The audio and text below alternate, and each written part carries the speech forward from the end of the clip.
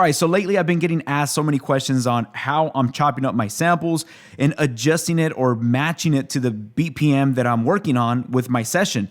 One thing that I've mentioned so many times is I don't really think about tempos. I don't really think about the timing, anything of that. If I listen to something in a record and I just feel connection with it, I'm going to sample it into the MPC. But right now I'm going to show you guys my preferred way of chopping that sample up, because the way I chop up my samples gives me some flexibility later on when I want to experiment with tempos or drum breaks or drums in general. But what I'm going to do is I'm going to go into my sampler. I'm going to listen to this record, drop the needle, and see if there's some parts right here that I want to sample into the MPC. I'm going to just sample in the sample feature. I'm not going to do slice or anything like that. So let's go ahead and listen to this right here.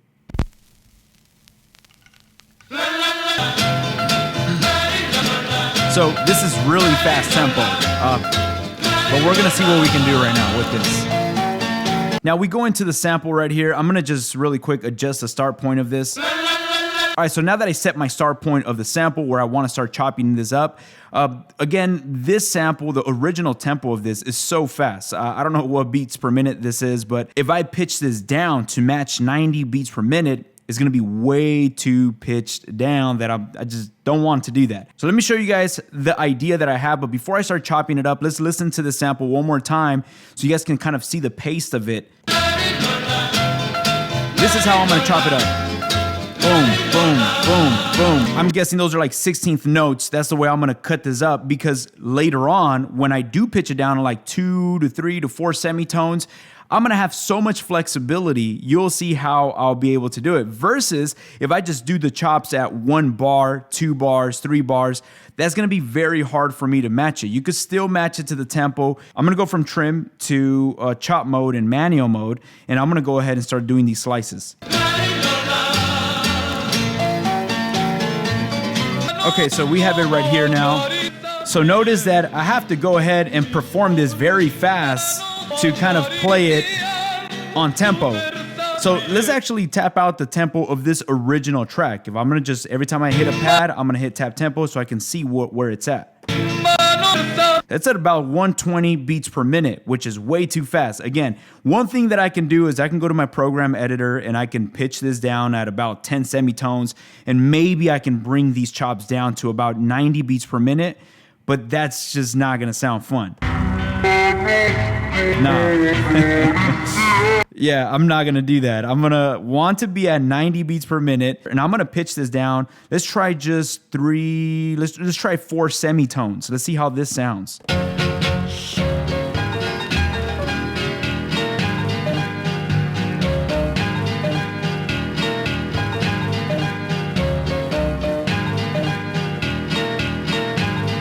Okay, you see, now, again, I don't care about beats per minute. I don't care about drums. I'm just connecting with the sample. I'm just focusing on the sample. I want to see if this is going to work with me. I'm liking where this is going. I'm at -4 semitones. So let's do -2 semitones.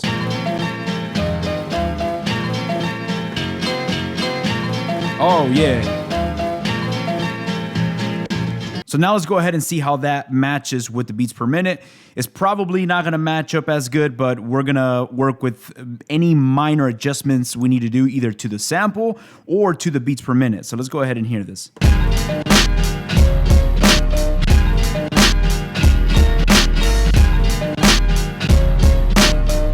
Okay, so it's almost there, but there's some choppiness going on. There's 2 options we can do. We could either adjust the beats per minute, probably get this from 90 to like 93 or 94.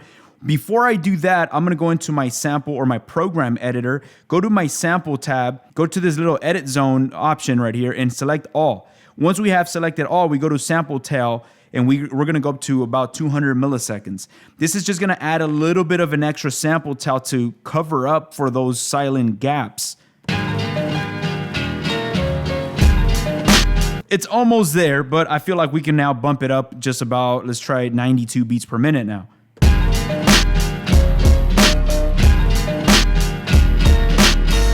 Let's try 93 beats per minute. Okay, getting closer. Now, one of the biggest reasons why I like chopping this up into 16th or quarter notes is because I can get so creative. And to me, this is where it gets really fun. And the whole process is really fun of sampling is, yes, I'm just performing this loop, but I can do so many different things. I'm barely in bank B, but let's try to go, instead of me hitting these in quarter notes, let's try to perform these in 16th notes.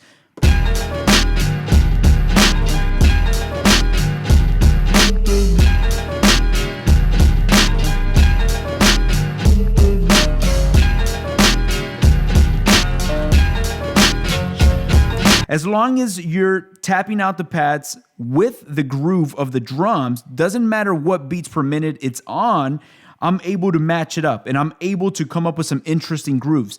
If I would have chopped up this sample into just 1 bar, 2 bars, 3 bars, 4 bars, you can still come up with some great ideas, but I feel like there's more flexibility when I'm chopping it up into quarters or 16th notes. There's more to play with. There's more rearrangement for I can just come up with different grooves and different ideas. If you're just getting started and you're a little confused, get music with good rhythm that you can follow. It's easy music to follow. Jazz or orchestral music could be pretty complex, and that's very complicated even for me to follow along. I just slice up wherever I feel like it. But when it comes down to music that has 4/4 measures, just follow along and just make sure it's simple. Start with something very simple and just slice it up at every downbeat or at every other downbeat. So right here, I just have a sequence 1. I went ahead and laid that down, and this is where it gets really fun. It's 2 bars, you just copy that, and let's put that into the second sequence, and then on the second sequence, we can go ahead and go into that same sample chop and try something else, just to switch it up a bit.